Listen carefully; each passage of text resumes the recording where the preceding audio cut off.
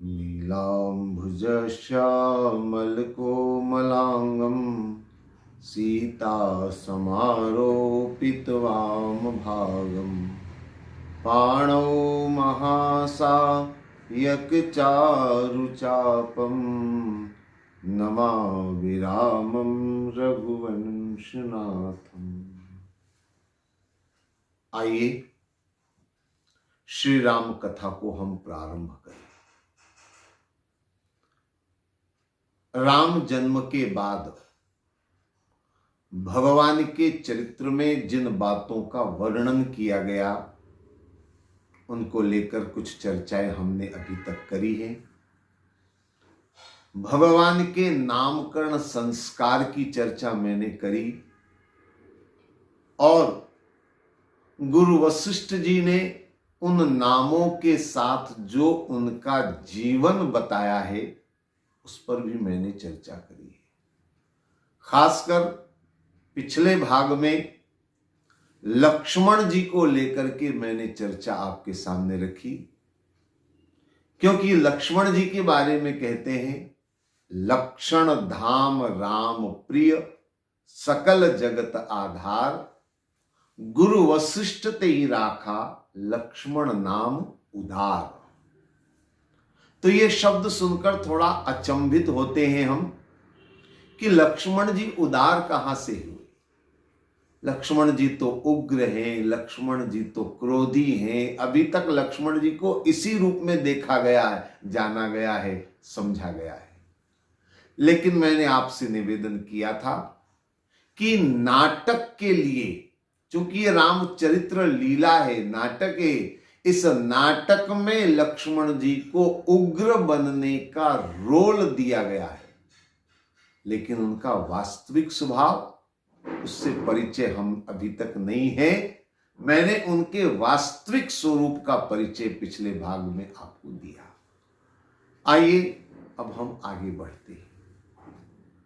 भगवान राम की बाल लीलाओं पर जब जब मैं विचार करता हूं, एक मन में प्रश्न खड़ा होता है। नारायण का एक अवतार कृष्ण रूप में हुआ, एक अवतार राम रूप में हुआ। 24 अवतारों में से दोनों ही नारायण के अवतार हैं। लेकिन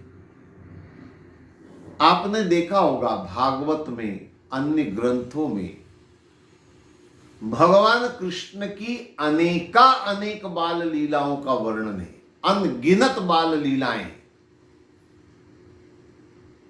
लेकिन भगवान राम की बाल लीलाएं कितनी सुनी आपने, कितनी जानते आप?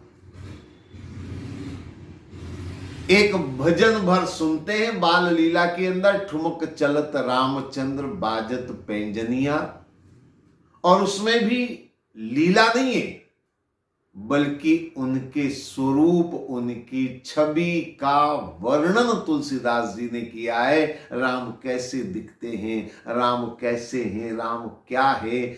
तो तुलसीदास जी अपने आराध्य के रूप, स्वरूप और उनकी नटखटता का वर्णन उस भजन में करते हैं, लेकिन चरित्र नहीं है, लीला नहीं है। तो आखिर ऐसा क्यों? कृष्ण की अनगिनत बाल लीलाएं हैं और राम की बाल लीलाएं क्यों नहीं? एक सवाल मन में पैदा होता है। जबकि राम ने भी बाल जीवन व्यतीत किया, जिसका भी जन्म होगा उसका बाल्यकाल होगा, और बाल्यकाल की कुछ घटनाएं होंगी, वही बाल लीलाएं कहलाएंगी। तो भगवान राम की बाल कथाएं क्यों नहीं? भगवान राम की बाल लीलाएं क्यों नहीं है? उसका एक कारण है जहां तक मैं समझ पाया हूं, और वो कारण सैद्धांतिक कारण है। आप सब अच्छी तरह जानते होंगे, शब्द आपने सुने होंगे, कृष्ण का जो जन्म और जीवन है, भगवान कृष्ण के जीवन चरित्र को लेकर जो कहा गया है वो ये कहा गया है कि कृष्ण लीला पुरुषोत्तम थे। एक बहुत ध्यान से आप समझ लेना, कृष्ण लीला पुरुषोत्तम थे और राम को लीला पुरुषोत्तम नहीं कहा गया, राम को कहा गया मर्यादा पुरुषोत्तम। क्यों कहा गया, दोनों में अंतर जरा समझ लीजिए। कृष्ण लीला पुरुषोत्तम है, यानी कृष्ण के अवतार का उद्देश्य ही लीलाएं करना है, और जब लीलाएं करना जीवन का उद्देश्य है तो फिर बाल लीलाएं सबसे प्रमुख होंगी, क्योंकि सबसे नटखट रूप में जब कोई होता है, बाल रूप में जब कोई होता है तो अधिक से अधिक वो लीलाएं करता है। ये लीला पुरुषोत्तम होने के कारण कृष्ण की अनेक बाल लीलाएं, लेकिन राम मर्यादा पुरुषोत्तम, और मर्यादा प्रौढ़ता का प्रतीक है। आपने अपने घरों में देखा होगा, जब बालक छोटा होता है तो उससे मर्यादा की आशा अपेक्षा नहीं की जा सकती और करनी भी नहीं चाहिए। और अगर आपने किसी छोटे बालक को मर्यादाओं में धकेल दिया, मर्यादाएं अगर उसके ऊपर थोप दी, तो उसका बालपन समाप्त हो जाएगा, उसकी बालक रूप की जो नटखट बातें वो समाप्त हो जाएंगी। ये दोनों चीजें साथ नहीं हो सकती। अगर मर्यादा है तो लीलाएं नहीं होंगी, लीलाएं नहीं होंगी, नटखट कहां से बन पाएगा बालक। इसलिए राम चूंकि मर्यादा पुरुषोत्तम है, इसलिए राम के चरित्र में बाल लीलाओं का वर्णन नहीं किया गया, क्योंकि बालपन की जो घटनाएं होती हैं वो नटखट होती हैं, शरारती होती हैं, उनमें मर्यादा नहीं हो सकती।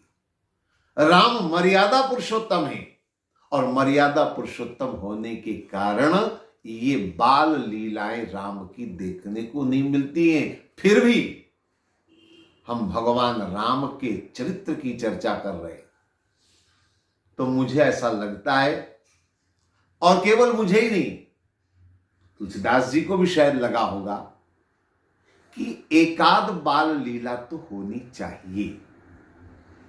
अब बाल लीला भी होनी चाहिए, साथ में मर्यादा भी होनी चाहिए। इन दोनों का समन्वय आपको राम की बाल लीलाओं में देखने को मिलेगा। चलिए, तुलसीदास जी ने एक लीला का वर्णन किया है, और वो लीला क्या है?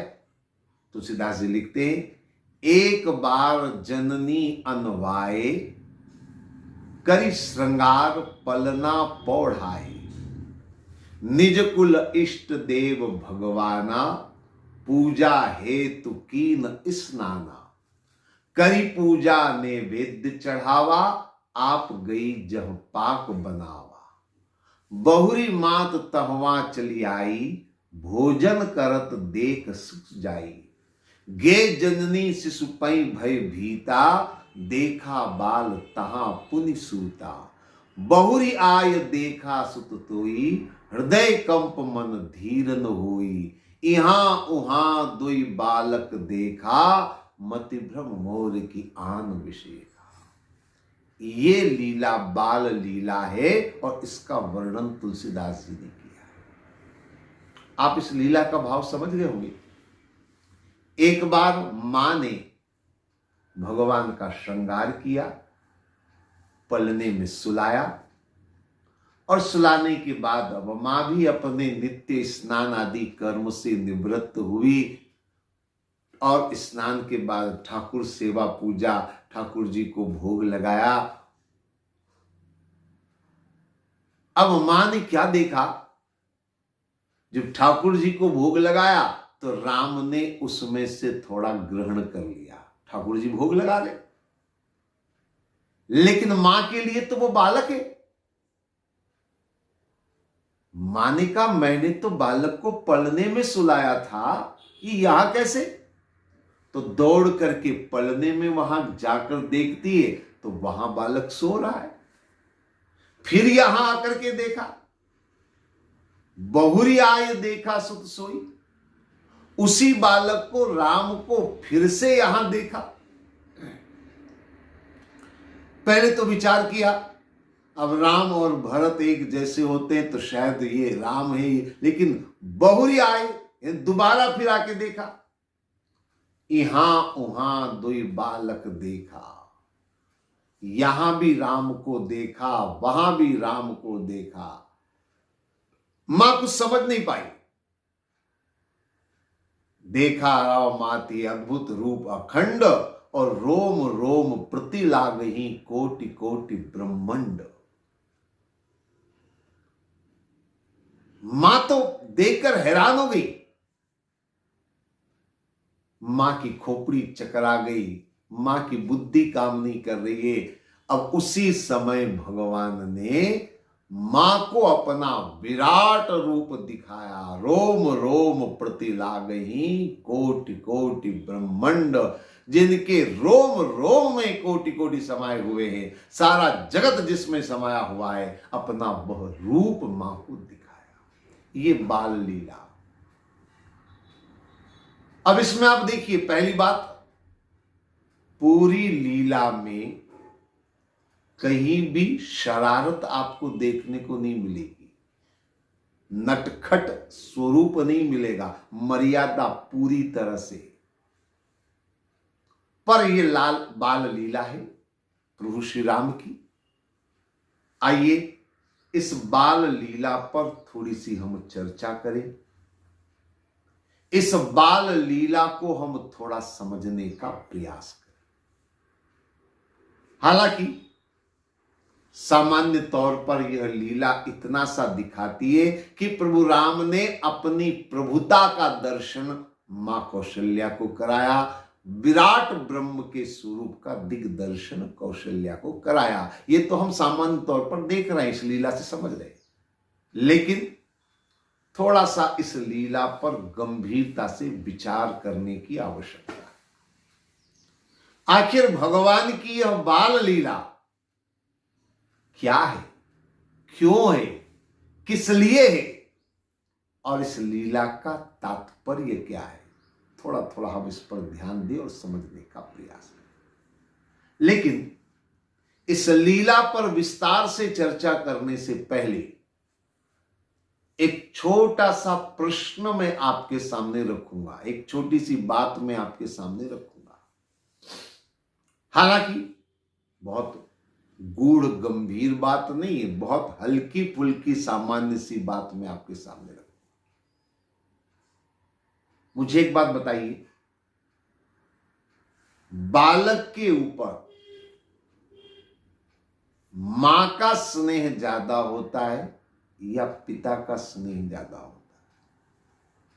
हालांकि दोनों का होता है, मैं ये नहीं कह रहा हूं कि एक ही केवल मां या केवल पिता, ना, मैं मानता हूं दोनों का ज्यादा स्नेह होता है,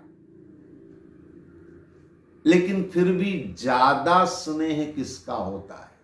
थोड़ा सा भी अगर आप संतुलन बनाकर विचार करें, ज्यादा स्नेह, ज्यादा प्रेम किसका होता है? मां का होता है कि पिता का होता है? क्या विचार है? आप कह रहे मां का ज्यादा स्नेह होता है, ऐसा आपके भाव से लग रहा है कि आप ये मानते हैं कि मां का स्नेह ज्यादा होता है। निश्चित रूप से आप सही है, संतान के ऊपर मां का स्नेह ज्यादा होता है। मां आखिर मां होती है, मां की ममता का कोई मुकाबला नहीं, मां का स्नेह बहुत ज्यादा होता है। लेकिन अब ये तो आपने बता दिया मां का स्नेह ज्यादा होता है। अब एक बात मैं आपसे करना चाहूंगा, बात सुनने में थोड़ी विचित्र लगेगी, लेकिन बहुत ध्यान से समझनी है। एक बात मुझे आप बताइए, भगवान राम जब वनवास गए, यानी राम का जब वियोग हुआ, तो राम के वियोग में प्राण किसके निकले? दशरथ जी के निकले ना। एक बात मुझे बताइए, जब मां का स्नेह ज्यादा होता है तो वियोग में प्राण किसके निकलने चाहिए? आप लोगों को ऐसा लग रहा होगा कि मैं कौशल्या को मरवाना चाहता हूं। मैं मरवाना नहीं चाहता हूं, मैं तो एक बात आपसे कर रहा हूं कि मां का स्नेह अगर ज्यादा है तो वियोग में प्राण किसके जाने चाहिए? मां के जाने चाहिए। लेकिन राम कथा आप पढ़ते सुनते हैं, राम के वनवास जाने पर वियोग में प्राण किसके निकले? दशरथ जी के निकले। तो अब बताइए, मां का स्नेह ज्यादा होता है कि पिता का स्नेह ज्यादा होता है? हालांकि आपके दिमाग में चल रही होगी बात कि दरअसल दशरथ जी को तो श्राप मिला था श्रवण कुमार के माता पिता का, शायद इसलिए दशरथ जी के प्राण गए। मैं श्राप को भी जानता और मानता हूं, लेकिन वियोग में प्राण निकलने की बात अगर करी जाए तो एक बात निश्चित है कि वियोग में प्राण निकले किसके? यही कहा जाएगा कि दशरथ जी के निकले। माना कि कौशल्या को श्राप नहीं था, लेकिन वियोग का दुख अगर था भारी तो क्या कौशल्या के प्राण नहीं जा सकते थे बिना श्राप के? जरूरी कि श्राप होता है वही मरता है, बिना श्राप के कोई नहीं मरता क्या? अगर वियोग का दुख था तो कौशल्या के प्राण निकल सकते थे, लेकिन प्राण केवल दशरथ जी के निकले। क्या विचार है बाप का?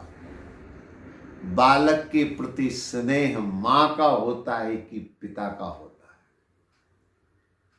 थोड़े आप उलझन में पड़ गए। हालांकि आप घबराइए मत, आपका सोचना गलत नहीं है। वास्तव में बालक के ऊपर मां का स्नेह अधिक होता ही है, और इसका एक प्रमाण मैं आपको बता दूं। मां का स्नेह ज्यादा होता है, इसका एक छोटा सा प्रमाण मैं आपको बता दूं। कई बार एक घटना घटती है जो आपने अपने आसपास भी घटित होते हुए देखी होगी या सुनी होगी। किसी कारणवश, किसी घटनावश, मान लो अगर कोई बालक घर छोड़कर भाग जाता है, होता है ना ऐसा कई बार। जवान बेटा है, वो घर छोड़कर भाग गया, घर वाले बड़े परेशान होते, स्वाभाविक बात है। चारों तरफ वो ढूंढेंगे, अपने रिश्तेदारों के यहां खंगालेंगे, कहीं पर आप मिल जाए। आपका जवान बेटा गुम गया, वो मिल नहीं रहा, तो आप सब जगह तलाश करेंगे। क्या क्या करते हैं ढूंढने के लिए? रिश्तेदारों के यहां तलाश करते हैं, उसके इष्ट मित्रों से पूछताछ करते हैं, उसका और किसी से संबंध हो तो वहां आप जाकर के तलाश करते हैं, पुलिस में रिपोर्ट भी करते हैं। एक चीज और करते हैं अक्सर लोग, जब घर का कोई सदस्य गुम हो जाता है, घर छोड़कर चला जाता है, तो एक पर्चा छपवा कर लगाते हैं, सब जगह चिपकाते। रेलवे स्टेशनों पर अक्सर आपने देखे होंगे, लापता, गुमशुदा, ऐसे पोस्टर चिपकाए जाते हैं। बसों पर, रेलवे पर ऐसे पोस्टर आपने अनगिनत देखे होंगे। अखबारों में भी कभी कभी आता है। उसमें जो लिखा रहता है, कभी आपने ध्यान से पढ़ा? शायद नहीं पढ़ा होगा। ज्यादा से ज्यादा आपने फोटो पर नजर मारी, ठीक है ये आदमी गुम हो गया, बाकी आपको क्या लेना देना, कौन पढ़ता है पूरा? उस मैटर को भी ध्यान से पढ़े। बड़ी अद्भुत लिखा रहता है उसमें, प्राय सभी में एक जैसा लिखा रहता है। पहले तो लिखा रहेगा नाम फलाना, उम्र ये, कद ये, रंग ऐसा, ये नीली शर्ट या फलाने कलर की शर्ट पहने हुए इतनी तारीख को यहां से लापता हो गया है। या एक तो ये मैटर रहेगा जिसमें उसका हुलिया और परिचय बताया जाता। इसके बाद 2-4 लाइनें और अक्सर लिखी जाती है जिसमें लिखा जाता है, प्रिय बेटा राजू, तुम जहां भी हो फौरन घर चले आओ,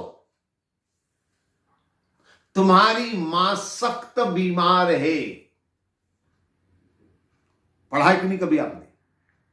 मुझे आज दिन तक लापता के पोस्टर में यह पढ़ने को नहीं मिला कि राजू बेटा तुम्हारा बाप सख्त बीमार है, कहीं नहीं पढ़ने को मिला। मां सख्त बीमार है, सब में एक ही लिखा रहता है। इसका मतलब क्या है? सीधी बात है, बेटे के जाने का सबसे बड़ा दुख मां को है, सदमा मां को लगा है, मां सख्त बीमार है। कभी कभी 2 लाइन इसके बाद और लिखी भी पढ़ने को मिलती है जिसमें लिखा रहता है, पिताजी कुछ नहीं कहेंगे, तुम वापस घर चले आओ। आप समझ रहे इस मनोविज्ञान को? पिताजी कुछ नहीं कहेंगे मतलब अभी भी पिताजी लड़ने को, डांटने को, दंड देने को तैयार है, इसलिए समझा रहे कि वो कुछ नहीं कहेंगे।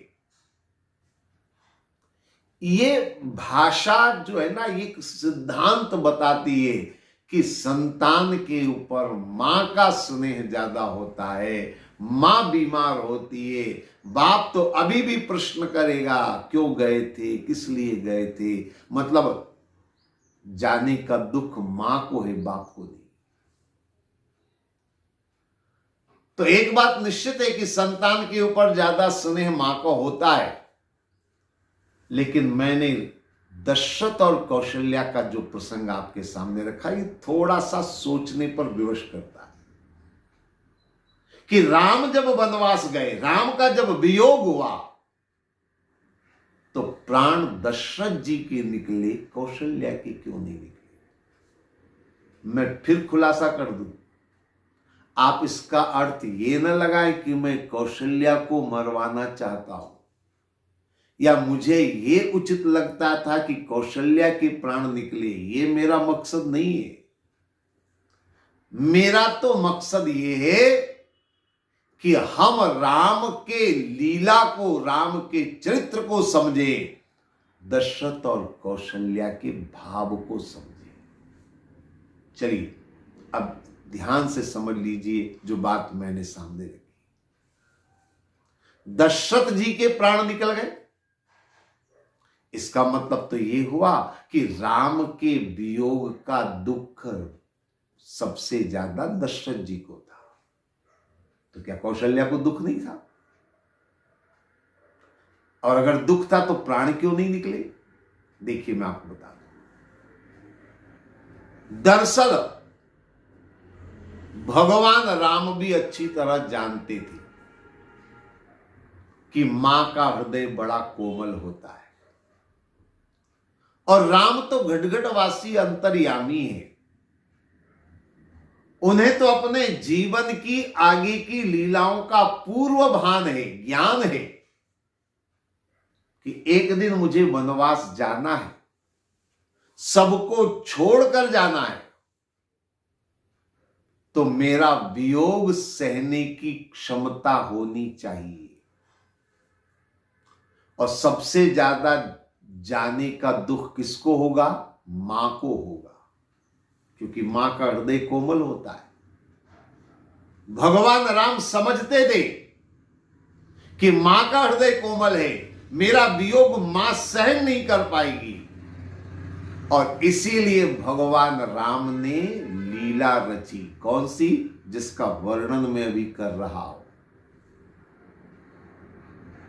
इस लीला में भगवान ने मां कौशल्या को क्या दिखाया कि राम पलने में भी सोया है और राम पूजा कक्ष में भोग भी लगा रहा है। इहां उहां दोई बालक देखा, राम यहां भी है, राम वहां भी है। इस लीला को कौशल्या के सामने क्यों किया भगवान राम ने? इसलिए किया कि जब मैं वनवास जाऊं तो इस लीला से उन्हें शिक्षा प्रेरणा मिलेगी, इससे उनके अंदर का ज्ञान जागृत होगा। अरे राम तो यहां भी है, राम वहां भी है। राम वनवास में चला गया तो क्या हो गया, राम तो यहां भी है। दोनों जगह राम है, राम सर्वत्र है। अगर ये मां को बोध हो जाएगा तो मां के प्राण नहीं निकलेंगे, और इसीलिए कौशल्या के प्राण बच गए। राम का वियोग सहने के बाद भी कौशल्या के प्राण नहीं निकले। क्यों? क्योंकि कौशल्या को ज्ञान हो गया था। अब ये दशरथ जी क्यों मर गए? मैं जहां तक समझ पाया कि भगवान ने यह लीला केवल कौशल्या को दिखाई, दशरथ जी को नहीं दिखाई। अगर दशरथ जी को भी यह ज्ञान हो जाता, राम परब्रह्म है, सर्वत्र है, यहां वहां सब जगह राम है, अगर ये बोध दशरथ जी को भी हो जाता तो शायद उनके भी प्राण नहीं जाते। अब आप कहेंगे कि राम ने दशरथ जी को ये ज्ञान क्यों नहीं दिया? तो सीधी सी बात है, भगवान राम का भी वही मानना है जो हम सब का मानना है। हर आदमी ये जानता है और ये मानता है कि पिता का हृदय मजबूत होता है, मां का हृदय कोमल होता है। राम ने भी सोचा मेरे पिता तो राजा है, राजा का हृदय मजबूत होता है, वो हर घटना हर परिस्थिति को झेलने की क्षमता रखता है, तो मेरा वियोग भी वो सहन कर लेंगे। इसलिए भगवान राम ने ये लीला केवल कौशल्या को दिखाई। लेकिन भगवान राम के प्रेम के मामले में दशरथ जी कौशल्या से कम नहीं थे। वो राजा थे, चक्रवर्ती सम्राट थे, पुरुष हृदय था, लेकिन पुत्र के प्रति उनका स्नेह अगाध था, और इसीलिए जब राम का वियोग हुआ तो दशरथ जी के प्राण निकल गए। तो भगवान राम ने कौशल्या को इसलिए दर्शन कराया विराट रूप का, क्योंकि मां का हृदय कोमल होता है। भगवान राम का मां के प्रति प्रारंभ से ही विशेष ध्यान रहा है। अच्छा, भगवान राम के जन्म के समय की स्तुति आपने जरूर गाई होगी, सब लोग गाते हैं अक्सर उस स्तुति को। कभी उस स्तुति पर गौर किया? जब जब मैं वो स्तुति सुनता हूं मेरे मन में बड़ा सवाल पैदा होता है। उसमें आप गाते होंगे, भय प्रगट कृपाला दीन दयाला कौशल्या हितकारी। कहीं पर भी दशरथ हितकारी शब्द नहीं है पूरी प्रार्थना में, केवल कौशल्या हितकारी। कमाल है। और उसमें बाद में क्या होता है, लोचन अभिरामा तन घनुश्यामा निज आयुध भुजचारी। शंख चक्र गदा पद्म चतुर्भुज रूप लेकर भगवान कौशल्या के सामने प्रकट होते हैं। बाद में मां कहती है कि ये रूप त्याग दो। माता पुनि बोली सोमति डोली तजौ तात यह रूपा। ये रूप छोड़िए, कीजे शिशु लीला अति प्रिय शीला, यह सुख परम अनुपा। तब राम ने चतुर्भुज त्यागा। कमाल। कौशल्या हितकारी राम है तो क्या दशरथ के अहितकारी राम है? दशरथ के हितकारी नहीं है। क्यों लिखा गया केवल कौशल्या हितकारी? मात पिता हितकारी, ऐसा भी तो लिख सकते थे तुलसीदास जी। भय प्रकट कृपाला दीन दयाला मात पिता हितकारी, लेकिन नहीं, केवल कौशल्या हितकारी लिखा है। क्यों? और यहां भी उन्होंने चतुर्भुज रूप दिखाया। क्यों? क्योंकि प्रारंभ से भगवान राम जानते थे मां का हृदय कोमल होता है, मेरा वियोग मां नहीं सहन कर पाएगी, इसलिए जन्म के समय भी चतुर्भुज रूप देकर के मां के हितकारी बने। बाद में भी यहां वहां दो बालक देखा, ये रूप दिखा करके, विराट रूप दिखाकर, रोम रोम प्रति ला गई कोटि कोटि ब्रह्मांड वाला रूप दिखा करके बार बार मां को ये एहसास दिलाया कि राम केवल पुत्र नहीं है बल्कि अखिल ब्रह्मांड नायक परब्रह्म है। इसलिए शोक मत करो, इसलिए राम को केवल पुत्र मान करके शोक मत करो।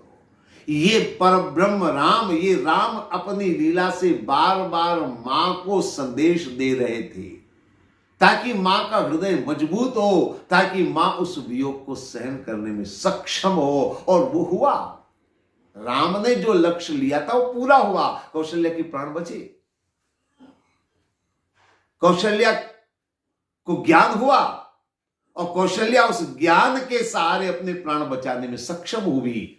लेकिन दशरथ जी के प्राण नहीं बच पाए, क्योंकि ये ज्ञान केवल कौशल्या को मिला, दशरथ जी को नहीं मिला। इसलिए मैं तो ऐसा मानूंगा और मैं आपसे भी निवेदन करूंगा, सदैव ध्यान रखिए, मां का हृदय कोमल जरूर होता है, लेकिन मां की कोमलता, मां का स्नेह जो पुत्र के प्रति वो दिखाई देता है, लेकिन पिता के हृदय में जो पुत्र के लिए स्नेह होता है, पिता के लिए जो अपने पुत्र के हृदय में प्यार होता है, वो दिखाई नहीं देता। होता है लेकिन दिखाई नहीं देता।